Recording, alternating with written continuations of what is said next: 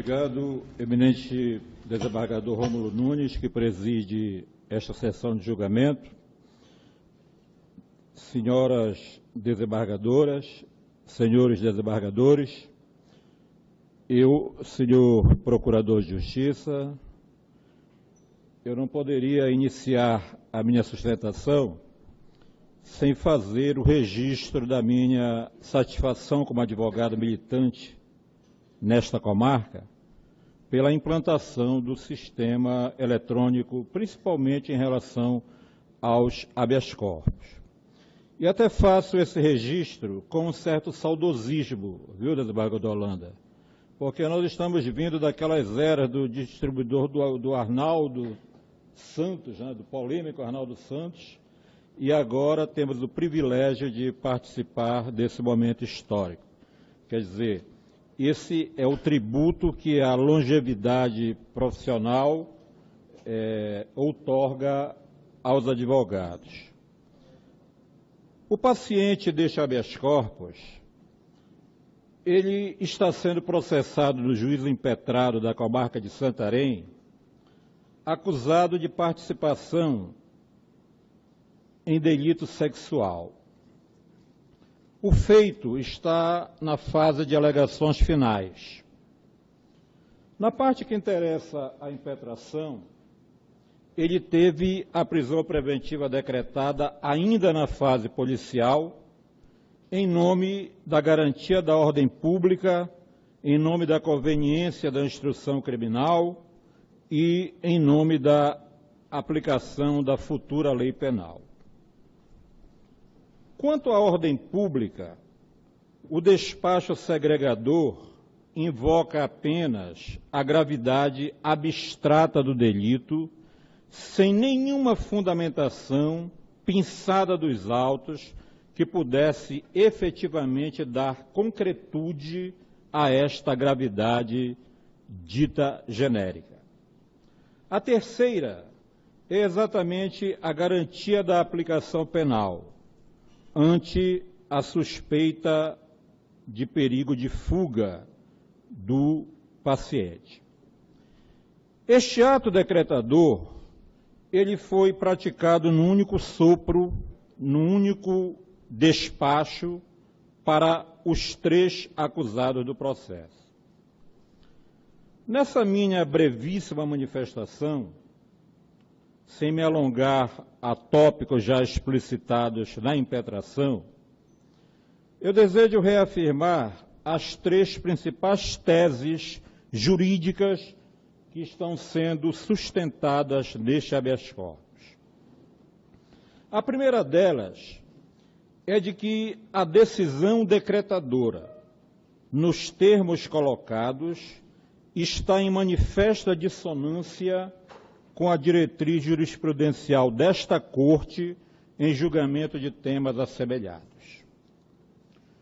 O segundo delas é que, embora num primeiro momento, ainda na fase da investigação policial, pudesse até ser satisfatória e necessária a prisão, sobretudo em relação à preservação das investigações, o certo é que a realidade processual atual demonstra que os motivos justificadores da prisão estão absolutamente suplantados, porque nós já estamos na fase das alegações finais.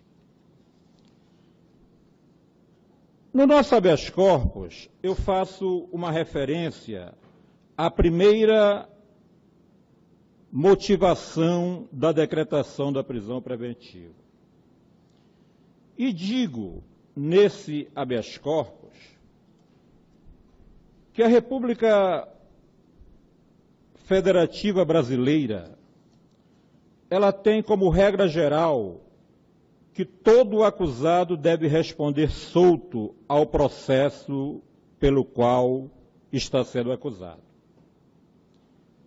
A exceção a essa regra está prevista no artigo 312 do Código de Processo Penal, isto é, se a regra geral é a liberdade, há três hipóteses previstas pela Lei Processual Penal que são os chamados vetores protetores, não só apenas do processo, como da comunidade.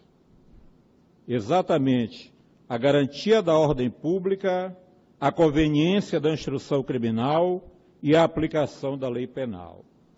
3 vetores abstratos, que para terem validade jurídica, é preciso que o magistrado, na sua decisão segregadora, mostre de forma clara e concreta em que a liberdade do réu pode gerar perigo à ordem pública, à ordem social.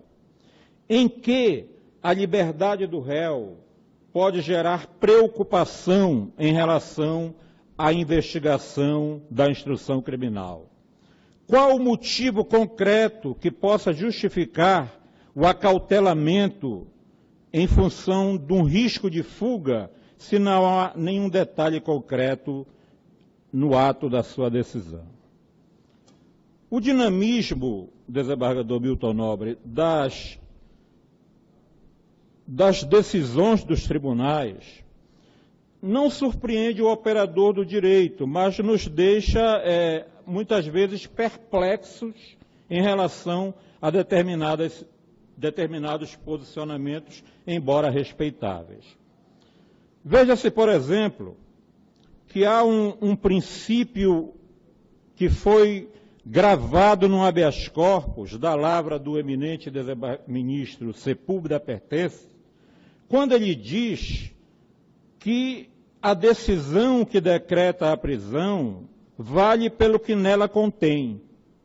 Em outras palavras, que a decretação válida tem que explicitar dentro do contexto do despacho quais as razões que geraram a preocupação do magistrado em proteger a ordem pública, em proteger a instrução criminal e em proteger a aplicação da lei penal.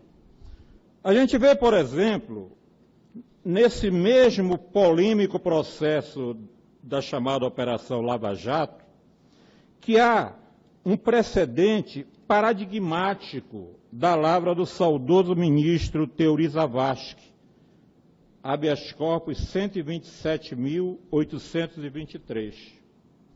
Nesse habeas corpus, com uma precisão, eu diria, cirúrgica, o saudoso ministro traça todo o painel analítico desses vetores que podem gerar a prisão preventiva. Nós não podemos nunca esquecer, desembargador Ronaldo Vale, que com o advento da Lei 12.403, que deu uma nova roupagem às medidas acauteladoras do processo, a prisão preventiva esmaeceu no tempo e no espaço como um instrumento protetor do processo.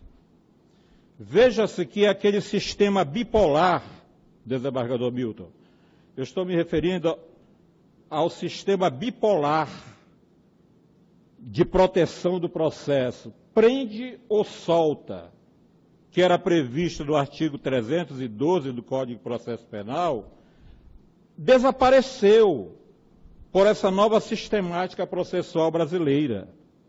Observe-se que a prisão preventiva perdeu tanta força dentro do contexto que ela foi guindada, desembargadora Nara, a 10ª hipótese acauteladora do processo, somente aplicada naqueles casos em que nenhuma das 9 medidas anteriores possam efetivamente proteger o processo. Neste caso em especial, abstraída a gravidade genérica da imputação, o paciente está respondendo dentro do campo próprio que é o processo originário. A instrução criminal já está encerrada. Não há nenhum registro de que ao longo dessa instrução ele tenha conturbado, ele tenha prejudicado, ele tenha tentado cooptar testemunhas que foram ouvidas.